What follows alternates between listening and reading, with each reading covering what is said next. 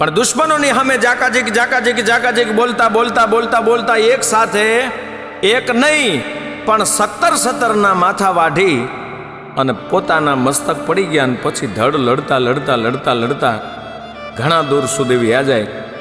એ સમયમાં કોઈ મેલી વિદ્યાવાળાએ એમના પર શ્રાપનો છંટકાવ કરે, દારૂનો છંટકાવ કરે. એટલે શરીર પવિત્રતાના આભડસેટ લગાડવા માટે એના ઉપર દારૂનો છંટકાવ કર્યો. ધડ પડ્યા રહ્યા છે. પણ આ વાતને 900 વર્ષના વાણા વાઈ ગયા પછી હવે મારે મૂળ વાત જે કરવી છે, આજ પણ એ ધરતીમાં તમે જાઓ ને તો તમને રાજાજી તેજાજીનો હોકારો મળે એવી ધરતી છે. હજારો માણસ ત્યાં ઉમટે છે.